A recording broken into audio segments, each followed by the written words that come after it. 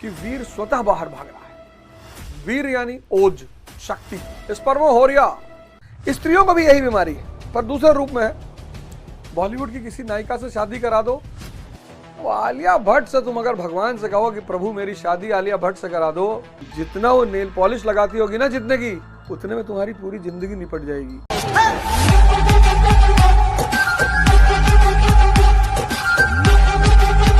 धर्म की धारा और गीता की धारा गतिमान है।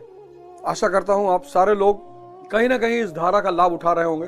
और अगर आप कहीं भी पढ़िए, कोई दिक्कत नहीं है। आप तो बहुत सारे लोग पढ़ाने वाले, कोई गीता पढ़ा रहा है, कोई रामचरितमानस पढ़ा रहा है, पढ़ा किसी से पढ़िए आप किसी से भी।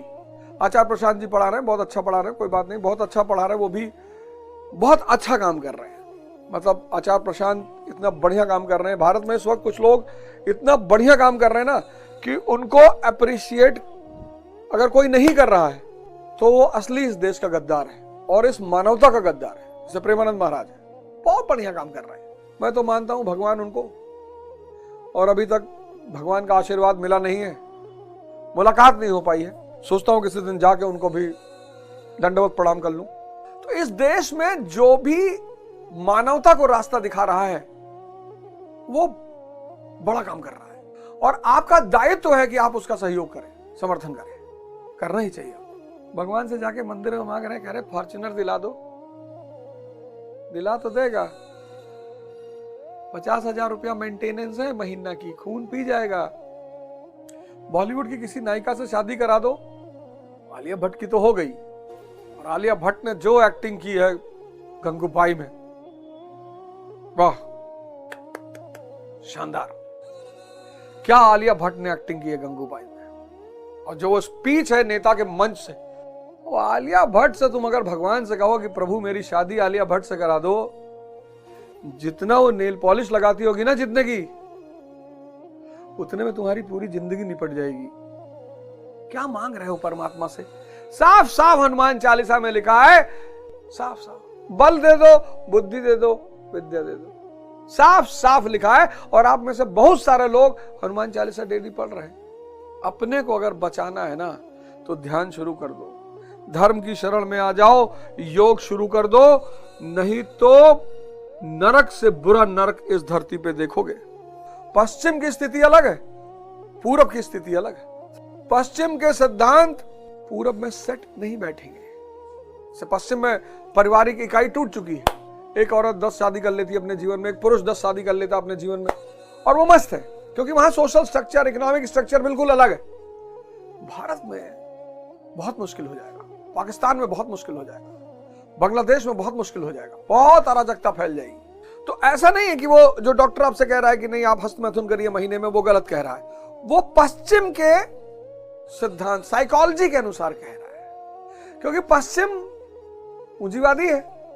उसके लिए धातु फिर बन जाएगी, वीर फिर बन जाएगा।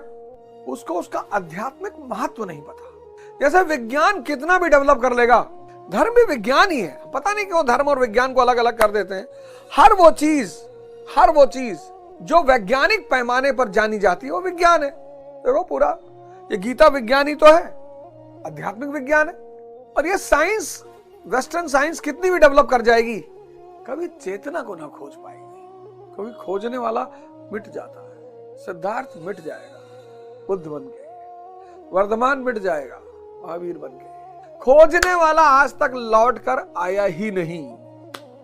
हेरत हेरत हे सखी, मैं ही रहा हेराए। तुलसी, मैं तुलसी जी पे भी आ रहा हूं, तुलसीदास जी पे भी, लेकिन कबीर दास जी की एक चेतावनी मैं आपको यहां पे दिखा दूं। कबीर दास जी भी भगवान थे। इस देश को ही पता है भगवान पैदा करने की क्षमता। कबीर दास जी कहते हैं, यह तन विष की बेलरी, यह तन विष की बेलरी और गुरु अमृत की खान। शरीर विष की बेलरी है जब तक गुरु के शरण में आप नहीं जाओगे। गुरु अमृत की खान, और शीश कटाए गुरु मिले तो भी सस्ता चांद। और दूसरी तरफ वो मन को कहते हैं कि तू है रंडी, फिर है भी हंडी। क्रोध देखो, मन और शरीर से आगे आप कुछ है। फिर वो कहते हैं, तीसरे तत्व के बारे में कहते हैं, कनक कहते हैं कि कस्तूरी कुंडल बसे मृग ढूंढे बनमाए और ऐसे घटी घटी राम है दुनिया जाने ना आए। देखो तीनों चीजों का उन्होंने वर्णन कर दिया। तन का भी बोला, तन विष की बेलरी है, आईसीयू पहुंचा देगा। अगर इंद्रियों के चक्कर में रहोगे तो आईसीयू पहुंचा देगा, नपुंसक बना देगा। कितने लोग हैं जो आज कम उम्र में नपुंसकता का शिकार हो गए, सिर्फ अपनी गलती से। इलाज उसका भी है, इलाज उसका भी है, ध्यान, योग, ज्ञान। 5 से 7 जो ध्यान योग में करा रहा हूं, आप सिर्फ हफ्ते भर करके देख लो, हफ्ते भर में आपका जीवन बदल जाएगा।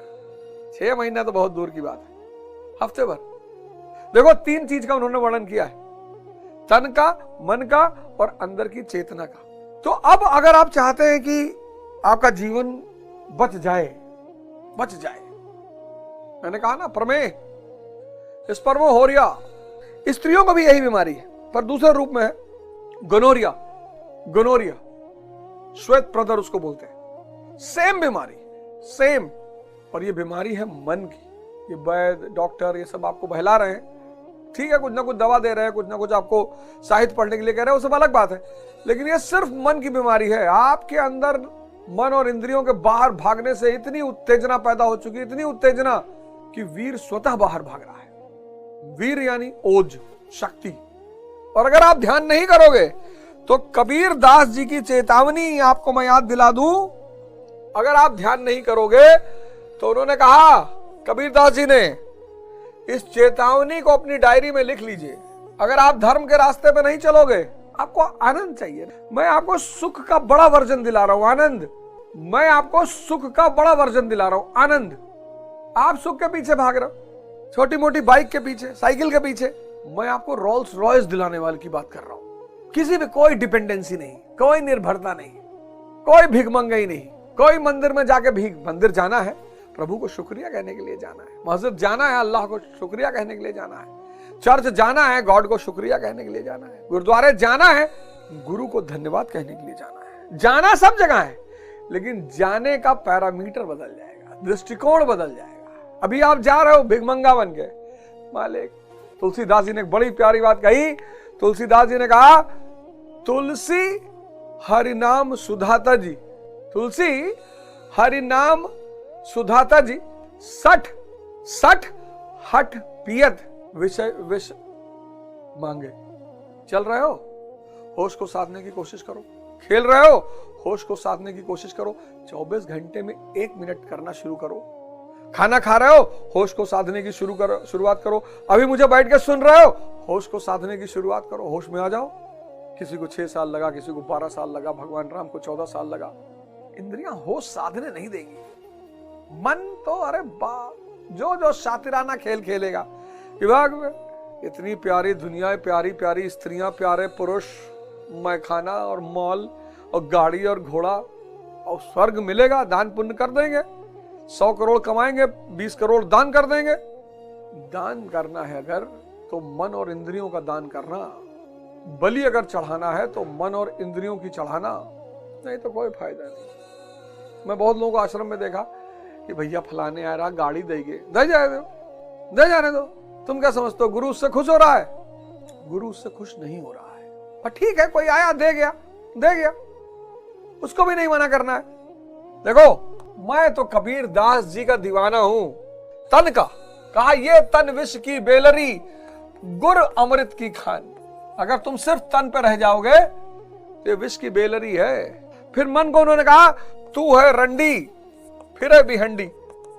और फिर राम यानी चैतन्य, उन्होंने कहा, कस्तूरी कुंडल बसे मृग ढूंढे बनमाई, और ऐसे घट घट राम है दुनिया जाने नाई।